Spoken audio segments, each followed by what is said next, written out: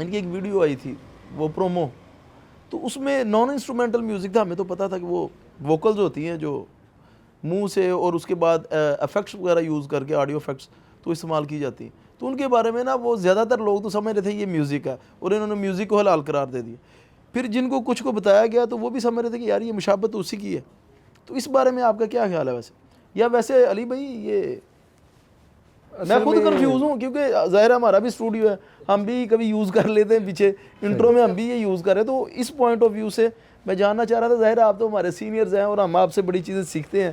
اصل میں ہمارے جو میڈیا مینیجر علی شام وہ ڈسکس کرتے رہتے ہیں علماء سے. اچھا, تو میرا خیال انہوں نے ڈسکس ڈیفینیٹلی کیا ہوگا عالم دین سے. تو وہ اصل میں میوزک نہیں ہے, بالکل بھی میوزک نہیں ہے. عمر عیسیٰ ایک بڑے اچھے نشید آرٹسٹ ہیں آپ کہہ لیں, ان کی بڑی قربانیاں عمر عیسیٰ کی. وہ میوزک چھوڑ کے آئے اس طرف, بہت ہائی لیول سنگر تھے وہ. ان کو آفرز تھیں یو کے کی کمپنی سے کہ آؤ پیسہ کماؤ ہمارا. اس نے میوزک چھوڑا, اس طرف آیا. اب وہ بڑی اچھے طرز میں نشیدز وغیرہ ماڈرن انداز میں پڑھتے ہیں. تو یوتھ کو آپ کو پتہ ہے ذرا اس طرح کا اٹریکٹ کرتی ہے یہ چیز.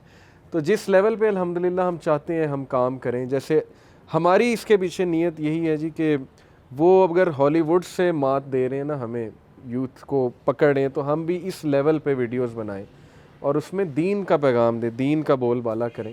تو اس حوالے سے میرا خیال انہوں نے عالم سے مشورہ کیا ہی ہوگا جس کی وجہ سے وہ نشید استعمال کی. اس میں میوزک بالکل نہیں ہے, لیکن وہ کچھ ایسا لگتا ہے کہ جیسے وہ ریپ ہے, اسلامک ریپ ہے. تو وہ بہتر میرے خیال شیخ ہی روشنی ڈالیں گے. ڈالیں تھوڑی سی. اصل میں دیکھیے بات یہ ہے کہ مختلف کلاسز ہیں جو مجھے سمجھ میں آتی ہے, باقی شام بھائی بھی بعد میں تبصرہ کریں گے. مختلف کلاسز ہیں ہمارے نا سوسائٹی میں, تو ہر کلاس کے مسائل ایک جیسے نہیں ہیں. اور اب اگر مذہبی کلاس کی بات کریں تو اس کے اعتبار سے تو یہ بہت بڑی بات ہے. وہاں تو ابھی ہم جو بات کر رہے تھے بغیر ٹوپی کے بیٹھنا بھی بہت بڑی بات ہے. بلکہ یہ پچھلی ویڈیو میں وہ کسی نے کہا بھی ہے کہ ٹوپی پہن لیتے تو اثر زیادہ ہوتا. ہاں, ہر طبقے کے اپنے مسائل ہیں. تو لیکن یہ ہے کہ جس طبقے میں یہ کام کر رہے ہیں نا, جسے ہم یونیورسٹی یا گریجویٹس کہتے ہیں, تو ان کو دین کی طرف اٹریکٹ کرنے کے لیے یہ چیزیں بطور میڈیم استعمال کر لینا, اس کے بارے میں دو آراء ہو سکتی ہیں. تو میرے خیال میں کوئی حرج نہیں ہے, میری اپنی ذاتی رائے تو یہ ہے, اس طبقے کے اعتبار سے کوئی حرج نہیں ہے کہ وہ دین سے اٹریکٹ ہو جائیں. دیکھیں پھر یہ بھی ایک بات ہے کہ وہ آپ کے اس ہجوم میں آ گئے, آ کے کوئی دین کی بات سن کے چلے گئے. اب ان میں سے کچھ چند ایک ایسے ہوں گے کہ جن کو آپ نے کہیں علماء کے ساتھ متعلق کر دیا. بعد میں اب دیکھیں جنید جمشید بڑی ہمارے پاس مثالیں ہیں, ٹھیک ہے, کہ جی کس طرح سے یہ لوگ جو ہے وہ دین کی طرف آئے اور بعد میں انہوں نے اس سب کچھ کو چھوڑ دیا. تو اس چیز کو بطور میڈیم استعمال کرنے کی کس حد تک اجازت ہے, تو میرے خیال میں اس میں ایک سے زیادہ آراء کی کم از کم گنجائش دینی چاہیے. باقی آپ کی رائے جو ہے وہ جو بھی ہو, آپ کہیں جی ہم اس طرح سے کر رہے ہیں, کوئی اس طرح سے دین کا کام کر رہا ہے, کوئی اس طرح سے کر رہا ہے. مناہج تو مختلف ہو سکتے ہیں دین کے کام کرنے کے.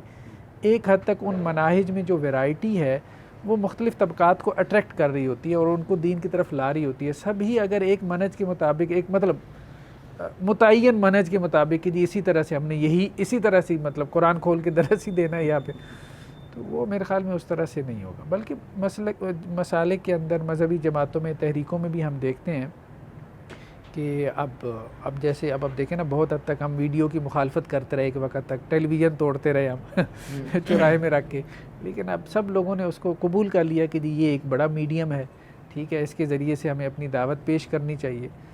ہاں جی. اصل میں علی بھائی اس حوالے سے میں یہ کہنا چاہتا ہوں کہ دیکھیں حلق سے جو بھی آواز نکلتی ہے, قرآن پاک کی آیت بھی ہے, ما یلفظ من قول الا لدیہ رقیب عتید. ما یلفظ ہے, یا میں کلمے کا اللہ تعالیٰ نے ذکر نہیں کیا ہے, ما یلفظ من قول. اس حلق سے جو بھی آواز نکلے, چاہے با معنی ہو چاہے بے معنی ہو, اس کو لفظ کہتے ہیں. یہ گرامر کے ماہر بیٹھے میں آپ سب اچھی طرح جانتے ہیں کہ با معنی کو کلمہ اور باقی کو محمد. اس کا مطلب یہ ہے کہ حلق سے نکلنے والی ہر آواز کی گرفت ہے, صرف با معنی کی نہیں ہے.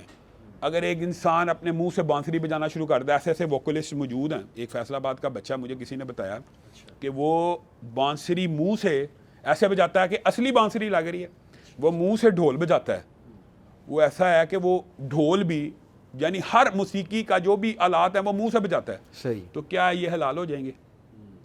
کیا منہ سے ایک بندہ ڈھول بجا رہا ہے تو حلال ہو جائے گا؟ یہ ممکن نہیں ہے. اس کی عام فہم مثال ہے, ایک بندہ مثال دے رہا ہوں, کوے کی آواز نکال رہا ہے, ایک بندہ کتے کی آواز نکال رہا ہے, اور وہ کہ نہیں یہ کتے کی آواز نہیں ہے, یہ ممکن تو نہیں, وہ نکال ہی کتے کی آواز رہا ہے. تو ایک بندہ ڈھول کی آواز نکال رہا ہے, بانسری کی آواز نکال رہا ہے, تو وہ بانسری اور ڈھول کی ہی کم از کم اس سے اگر مشابہت تو ہے ہی ہے نا, وہ آپ بھی مانیں گے. تو ہمارا یہ یوتھ کلب کو ہم یہ پرزور آپ یہ کہہ لیں, ہماری اپیل بھی ہے, درخواست بھی ہے, موسیقی واحد چیز نہیں ہے اٹریکٹ کرنے کے لیے. آپ نشید لگائیں, آپ ترانے لگائیں, موسیقی کا جو حرام کے ذریعے یہ سمجھتا ہے نا کہ اسلام پھیل سکتا ہے, یا حرام چیزوں کے ذریعے وہ خطا کے اوپر ہے. یہ تو بنیادی اصول ہے. میں حافظ صاحب کی بات نگیٹ نہیں کر رہا. ٹی وی جتنے بھی آلات ہیں, جتنے بھی میڈیمز ہیں, جب تک وہ شرعی حدودوں کی حدود میں رہیں گے جائز ہیں. یہی ٹی وی حافظ صاحب بھی مانتے ہیں, میں بھی مانتے ہیں, اس کے اوپر آپ قرآن سن رہے ہیں, عالم کی تقریر سن رہے ہیں, جائز ہے. اسی ٹی وی کے اوپر آپ ڈانس سننا شروع کر دیں گے تو حافظ صاحب بھی حرام کہیں گے, جائز تو نہیں کہہ دیں گے.